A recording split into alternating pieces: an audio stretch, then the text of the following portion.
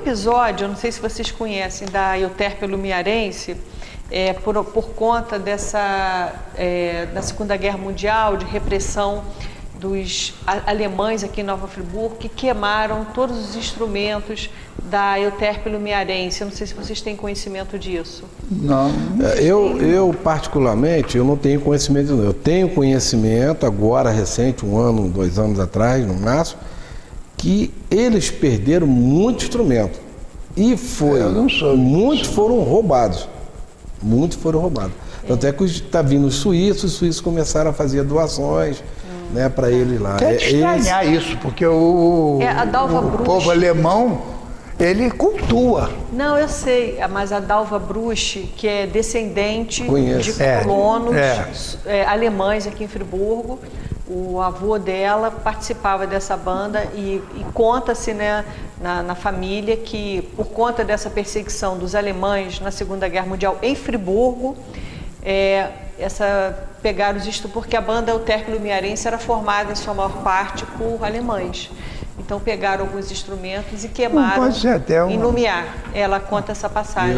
Eu não sabia. Aí eu queria só comentar se vocês sabiam alguma coisa disso. Eu não sabia dessa aí. Né? Nós falamos sobre essa questão da mobilidade, da circularidade das bandas, né? A gente vê assim na história que antigamente as bandas participavam em tudo. Velório, elas tocavam. Você falou aquela questão do trem, chegava um político, chegava uma pessoa importante na cidade, estava a banda na estação e acompanhava as pessoas até o seu trajeto final. Outra coisa também que a gente vê hoje no Rio de Janeiro, mas eu não sei se acontece em Friburgo, elas ainda tocam em partidas de futebol? Elas são solicitadas? Porque antigamente elas tocavam em Friburgo, que a gente via assim nos jornais, antes de iniciar as partidas, tocavam as bandas de música. No Rio, me parece que tocam ainda. Só em partida oficial, o hino nacional. Mas aqui em Friburgo elas não são solicitadas para tocar? Não, nunca foram. Antigamente tinha, né? Elas tocavam antes de eu não me lembro bem das coisas. Eu lembro em criança na rua... Desculpa, é Rua da Campesina. Para mim é Fernando Bisotto, ele foi muito homenageado, muito bem homenageado. Mas na Rua da Campesina, eu lembro que o senhor Joaquim, quase sempre, ele era técnico do Esperança, então ele formava uma excursão, festa de Cordeiro, que é tradicionalíssima, em 15 de agosto, ele formava uma excursão da Campesina com Esperança. Então ia um trem especial, levando as duas bandas e os seus, e aqueles que queriam comparecer. E isso já existia. Mas aqui, eu não me lembro da banda ir ao campo tocar, não. Ela tocava em tudo. Por exemplo, Friburgo já teve até tourada, antigamente tinha touradas. No final do século XIX, eles armavam um circo de touro e tal, tinha touradas, influência portuguesa, né? E tava lá a banda de música. Não havia um evento, piqueniques. As pessoas iam fazer piqueniques, aí levavam as bandas nos piqueniques. As bandas iam tocando, as pessoas seguiam naquelas carroças e as bandas seguiam numa carroça separada tocando. Não havia um evento, carnaval, obviamente, né? Todas as bandas. Mas não tocavam. As bandas em si não tocavam no carnaval. Porque na própria sede da Campesina e na Euterpe tinha bailes. Não, mas eram conjuntos. Mas tem referência delas tocando no Hotel Saluce. Bom, isso aí não posso precisar. A banda estava em tudo. Quantos dobrados hoje vocês têm? Joaquim Negro escreveu mais de 400. Eles estão registrados? Tudo. Não, tudo. Nós temos o nosso arquivo. O arquivo, né? Mais ou menos hoje com as 2.800 músicas. Nós temos até, eu já levei... 2.800? Mais ou menos, mais ou menos. Eu já levei até o conhecimento da Petrobras, que o primeiro grito de petróleo nosso partiu da Campesina também. A Campesina é primeira em vários pontos. Chama-se Ouro Negro. Foi escrito em 1935 pelo senhor Joaquim Negro, que é uma música linda. Então eu cheguei a dizer para a Petrobras, eles deviam, e alguns diretores da Petrobras conhecem e já falaram. Ele poderia ser considerado como um hino da Petrobras. Historicamente, as bandas, elas têm essa coisa da passagem de pai para filho, não tem? Sim, As coisas de, meu pai foi músico. E aí, Nós temos lá até a terceira geração, lá dentro da nossa banda. Mas isso, vocês conseguem manter essa tradição de pai para filho ainda? Consegue. Perfeito. Nós temos até um caso emblemático de um professor formado pela UERJ, me parece, né, Assis? Que é o Marquinhos. Unirio. O pai dele foi músico e ele era músico da banda. E ele não tinha concluído o 2º grau. Quando ele começa a se destacar, ele toca clarineta, ele conclui o 2º grau, faz vestibular, ele cursa a Unirio, hoje ele é professor da nossa banda, da Guarda Municipal do Rio, e tem mais uma outra banda. Então ele hoje vive de música. E a filha dele fez concurso para a Marinha ano passado, também uma excelente, o filho dele, um músico excelente. Então, sempre essa tradição, geralmente de pai para filho, é em razão do exemplo. O teu filho está ali convivendo. Existe isso, né? Existe muito disso. A gente vê que a banda tinha mobilidade, né? Sim. A banda circulava, né, pela cidade.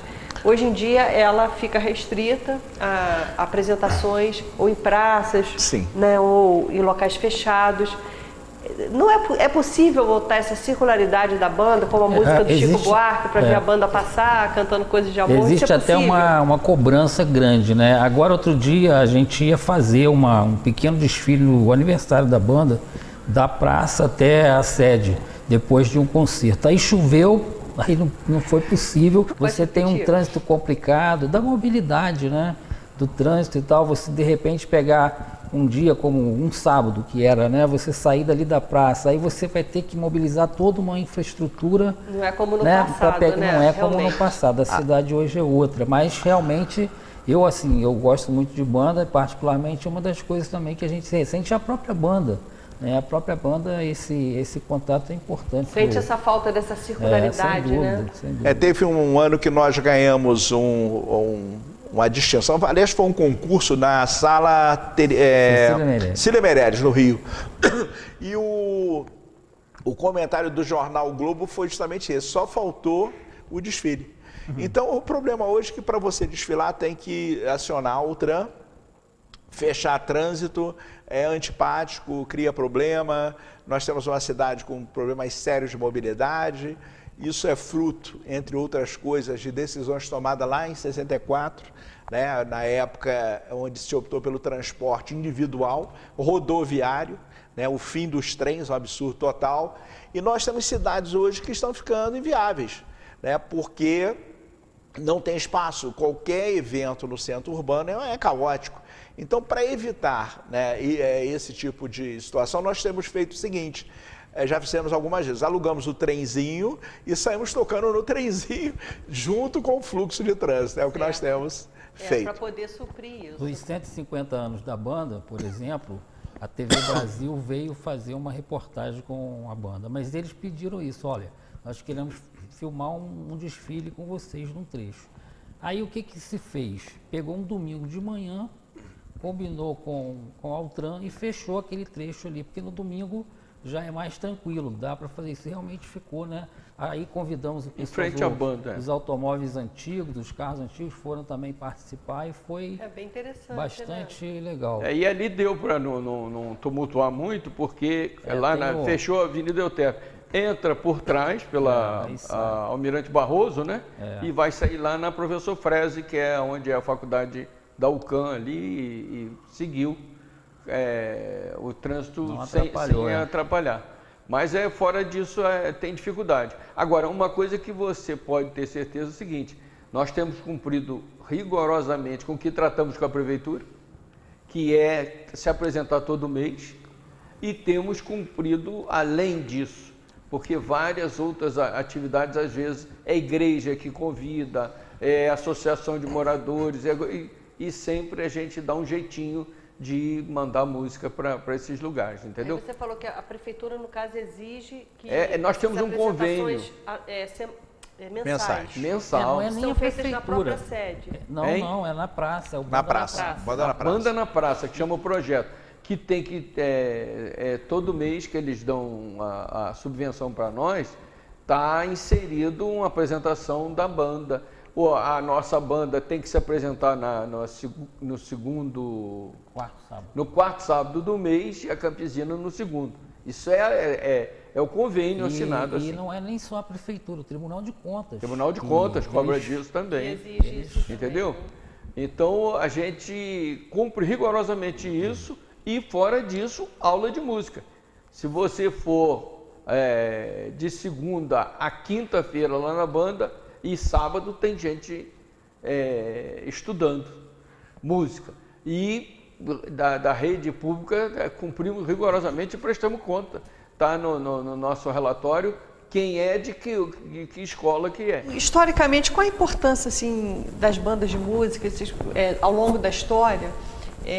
Eu, por exemplo, poderia dizer o seguinte, Friburgo teve bons bailes de carnaval no Clube do Xadrez, Banda do Bola Branca, você tem Sociedade Esportiva, Country Club, Sociedade Esportiva, e geralmente os músicos das bandas que eram contratados para fazer esse carnaval. Então, o Friburgo teve uma época de ouro dos carnavais nos clubes, né? Por conta dessa formação e dessa participação desses músicos. Então, a gente pode dar um exemplo de grande contribuição das bandas. Mas, de um modo geral, na formação musical de Friburgo, qual é a contribuição da Campesina, e vamos dizer assim, da EUTERP, ou seja, das bandas musicais? Vocês poderiam... Como cultura, nós somos respeitados, as bandas de Friburgo são respeitadas. Onde se apresenta, tanto a EUTERP como a Campesina, a EUTERP ainda não teve essa oportunidade, mas nós já fomos à Europa 6 vezes. Nós já tocamos na Suíça, mais de uma vez já tocamos na Alemanha, já tocamos na França, na Espanha. Então nós temos essa tradição de viagem exterior. 6 vezes? 6 vezes nós já fomos à Europa, convidados, sempre convidados. E já estamos convidados para a próxima. Quer dizer, há convites já para festividade, porque o suíço é muito musicista. Ele toca, tem muita música boa suíça. Eu estou com 55 anos de idade, de Campesina, 48 de Campesina, e hoje eu sou uma pessoa privilegiada. Primeiro que sou campesinista. Segundo, faço aniversário junto com a instituição, 6 de janeiro. Eu sou privilegiado, isso aí. E desde quando eu nasci, eu escuto, isso é uma brincadeira, que a EUTERP está indo para Portugal, desde quando eu nasci, ou seja, 55 anos. E não sai daqui. Isso é uma provocação. Não, é uma provocação. Aí o lado de cá fala, não, realmente, ali é a Rua Portugal, tem um bairro Portugal lá em São Paulo, mas... Tá certo. Aí a Campesina já faz diferente, a Campesina está indo para a Suíça. Opa, a Campesina embarcou. A Campesina vai para a Alemanha, opa, embarcou. A Campesina está indo para tal lugar, já foi. Sul do país, já foi. São Paulo, Minas, já foi, já voltou. Nordeste, recentemente, quer dizer... A Campesina trabalha como mineiro, em si. Agora, vocês me fizeram lembrar o seguinte, já houve época que teve essa coisa de um prefeito entrava, apoiava uma determinada banda, o outro prefeito entrava e apoiava uma banda. Aí eu posso dizer, porque o Maguinho não é nem nascido era, na época da ditadura do Getúlio, que o Amaral Peixoto, tal comandante das barcas, porque ele só era promovido, que ele veio tenente da Marinha para Niterói. O Getúlio, ele namorava a filha do Getúlio, foi nomeado interventor, então ele, para ser promovido, o marinheiro tem que estar embarcado. Ele embarcava na frota, ele chegou ao almirante. Bom, ele prejudicou demais a Campesina, porque eles diziam, porque eu nunca fui gaudinista, apreciava a figura do Dr. Galdino do Vale, mas nunca fui adepto da política dele. A Campesina é gaudinista, a EUTERP é contra o gaudinismo, então ele já rachava a política. Entendi. Porque se você considerar direitinho, toda a família tradicionalista de Friburgo era EUTERP. Friburgo, Campesina já é a parte mais pobre. Eu costumo dizer que a igreja, um dia o Monsenhor Saraiva, de saudosa memória, ele me condenou. Você não podia falar isso. Falei, a igreja é o marco divisório. Quem nasceu da igreja para o lado do bairro Ipu é Campesina. Quem nasceu da igreja para o lado da Vilagem é Eutep. Porque havia essa divisão. É mesmo? Havia mesmo. Eu fui um dos que, por várias oportunidades, o Joaquim mandava levar instrumento. Quem consertava instrumento de Friburgo era o senhor Secundino, na Vilagem de Cantagalo. Ele dizia, vocês passam lá, mas passa quieto. Hein? Não tem nada de passar para provocar ninguém da Eutep. Mas a gente passava, levava os instrumentos lá. Então existia essa coisa, então, não? Teve mesmo essa coisa da política, tinha, né? Quem tinha, era em várias, você foi bem atrás, né? Você foi em Galdino do Vale. Quer dizer, tinha essa coisa, né, de Galdino do Vale, porque os Galiano das Neves eram contra Galdino do Vale. Não, mas no início, na fundação da banda, eles eram ligados com o Marcos Braga e Macedo Soares. Certo. Depois é que eles dividiram, né? E também tem essa história do Heródoto e Paulo Azevedo. Dizem que Heródoto era Euterpe. Não, Heródoto era Campesina e Paulo Azevedo era Euterpe. Era verdade isso? Não é Aí, verdade. Conforme a mudança de governo, não. O Paulo até podia ter suas tradições. Agora, mas ele ajudou muito a Campesina. O Paulo fez mais coisa na Campesina do que o Dr. Heródoto. O Dr. Heródoto nunca botou um prego lá dentro. É engraçado. Você vê como são as coisas. Não é isso, doutor? O Heródoto, eu gosto do Heródoto como administrador. É o presidente de honra nosso. É o presidente de honra nosso. O problema dele é o seguinte, ele veio para Campesina por causa do Dr. César Guelli. O César Guelli era campesinista, por causa do Dr. Galdino do Vale. Então ele praticamente posou na Campesina. Certo. Ele veio trazido pelo Dr. César Guelli. Mas o que eu queria marcar é justamente isso. Havia esse posicionamento de políticos, as bandas acabavam... Havia de um não frequentar a sede do outro. Exatamente. Baile na Eutep, ninguém ia. Na Campesina não ia. A política interferia. E muito. Era uma bobagem. Era bobagem. É verdade, sim. Mas isso é que foi dando fôlego, vida. Hoje estão todas as duas com 100 e tantos anos. Dentro da banda surgiram lá algumas novidades importantes. Uma, quinteto. Nós temos um quinteto arte itinerante, que realmente que está cada vez mais aperfeiçoado, muito, muito interessante para tocar em pequenos eventos. É uma reunião, sei lá, do Rotary, é um evento aqui na TV, 5 músicos vão vir aqui e vão fazer um som realmente muito bom. E agora também uma camerata, 8 dos nossos músicos resolveram cantar. Né? Porque há uma dificuldade de você ter um coral junto com a banda, até pelo custo, pela infraestrutura, pela logística que isso representa. Então nós temos, e a maioria dos músicos amadores não lê a partitura. Então ensaiar uma música é muito difícil, os músicos de coral. O músico da banda, ele já lê música, então trabalhar a música com ele, canto, é muito mais, bem mais simples. Então são 2 novidades interessantes e uma outra novidade que realmente começou no ano passado, e o Girlan tem até trabalhado muito duramente nesse projeto, é o nosso pontinho de leitura.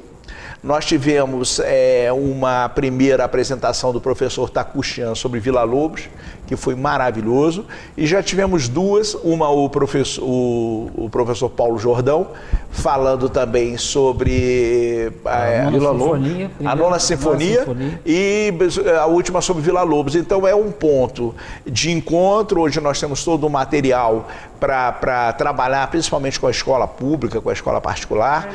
Está funcionando super bem. A impressão que eu tenho é que as bandas, elas não atingem a classe média e alta. Não sei se vocês concordam comigo. Não.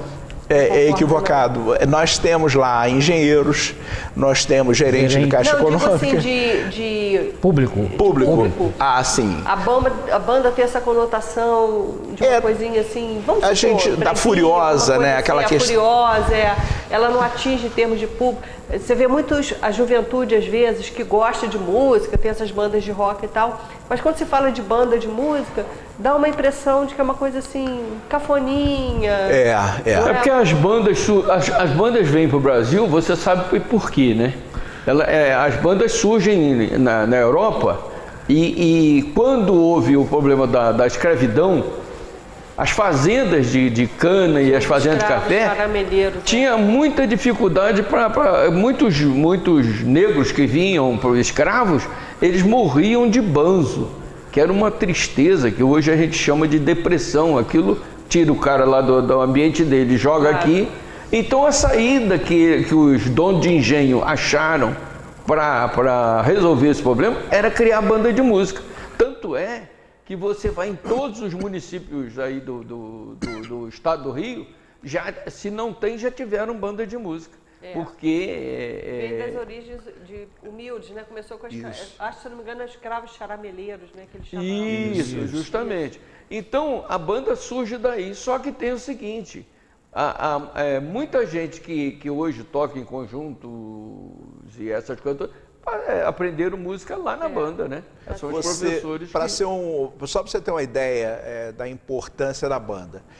No governo Vargas, Vila Lobos criou um grande programa de inclusão musical na escola pública. Canto orfeônico. E tivemos lá, por exemplo, apresentações lá no estádio do Vasco, lá em São Januário, de 100 mil pessoas, 100 mil crianças.